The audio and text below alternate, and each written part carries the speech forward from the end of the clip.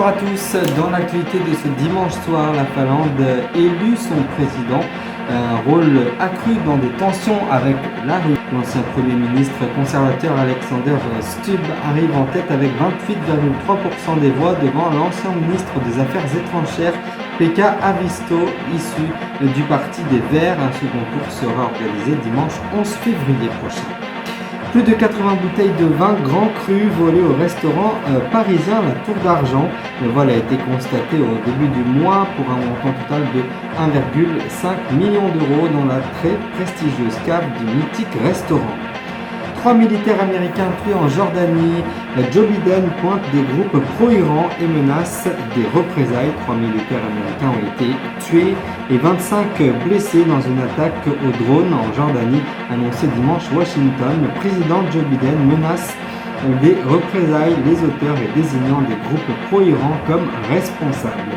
En Égypte, un projet de rénovation d'une grande pyramide suscite la polémique. Les travaux prévus pour une durée de 3 ans au total visent à redonner la pyramide son aspect d'origine. La présidente de l'Assemblée nationale, Yael Braun-Pivet, a appelé ce dimanche à un sursaut collectif contre l'antisémitisme dans le pays, indiquant avoir elle-même déposé 23 plaintes depuis son accession au perchoir. Et puis la colère des agriculteurs. Gérald Darmanin annonce 15 000 policiers et gendarmes mobilisés pour empêcher les tracteurs d'entrer dans les plus grandes villes de France. Alors que les agriculteurs ont promis d'entamer dès demain un siège de Paris, le gouvernement commence à se préparer à la semaine de tous les dangers. Un dispositif défensif important va donc être employé. Mais tout de suite donc, les Finlandais ont voté dimanche pour élire leur président dans le rôle de gagner en importance en raison d'un net regain des tensions avec la Russie voisine depuis la guerre, rappelez-vous, avec l'Ukraine qui dure depuis plus de 3 mois maintenant, doté de pouvoirs plus limités que le Premier ministre. Le chef de l'État dirige toutefois la politique étrangère en étroite coopération avec le gouvernement. Il est le mandataire et le commandant suprême des forces armées. Resté neutre pendant la guerre froide, la Finlande est devenue l'an dernier le 31e membre de l'OTAN, aux grandes dames de la Russie, avec qui elle partage une frontière longue de 1300 km. Les bureaux de vote ont fermé à 20h ce soir et 44,5% des électeurs avaient voté par anticipation avant dimanche, selon la chaîne de télévision publique YLE, laissant augmenter d'une forte participation. Le célèbre restaurant parisien qui a ouvert ses portes l'été dernier après de longs travaux a été victime d'un vol de plusieurs de ses grands crus. C'est en tout cas une information que nous avons appris ce soir provenant du Figaro et d'une source proche du dossier confirmant une information du Parisien. Au total, 83 bouteilles de vin ont été subtilisées sans qu'aucune effraction ne soit constatée. C'est la première fois que les soldats américains sont tués au Moyen-Orient depuis le début de la guerre en Israël et le Hamas à Gaza, ce qui fait craindre une escalade de tensions encore plus grande dans la région. Aujourd'hui, l'Amérique a le cœur lourd. La nuit dernière, il faut savoir que les 3 militaires américains avaient été tués et plusieurs blessés dans une attaque de drone sur nos forces basées dans le nord-est de la Jordanie, a déclaré le président américain dans un communiqué, Joe Biden. Dans une vidéo publiée il y a 2 jours, le patron des antiquités égyptiennes, Mostafa Maziri, montre des travailleurs alignant des blocs de granit sur la base des pyramides, la moins haute de 3 pyramides. À sa construction, la pyramide de Mykérinos était couverte de granit. Avec le temps, elle a perdu une partie de son revêtement. Le projet en cours vise à restaurer cette couche de granit afin de restituer à la pyramide son aspect d'origine, et les travaux dureront 3 ans.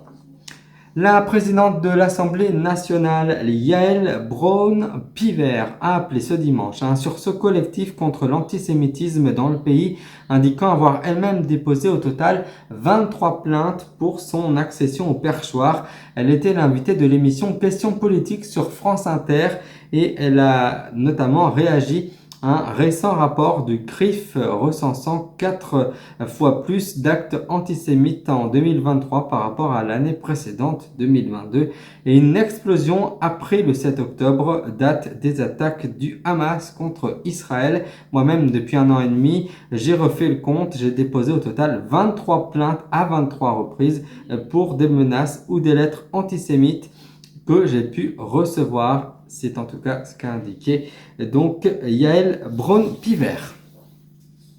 Près de 15 000 policiers et soldats et gendarmes seront mobilisés dès demain pour tenir des pointes de tension, a donc précisé Gérald Darmanin ce dimanche soir, fixant une ligne rouge sur l'entrée à Paris et dans les grandes villes de France. Le ministère de l'Intérieur a tenu à réitérer les consignes de grande modération données aux forces de l'ordre et a rappelé ce dimanche soir la compréhension du gouvernement envers le mouvement des agriculteurs. Vous avez notamment pu le suivre tout ce week-end.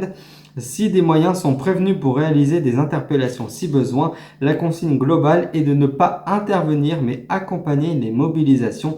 15 000 policiers et gendarmes seront donc mobilisés sur le territoire.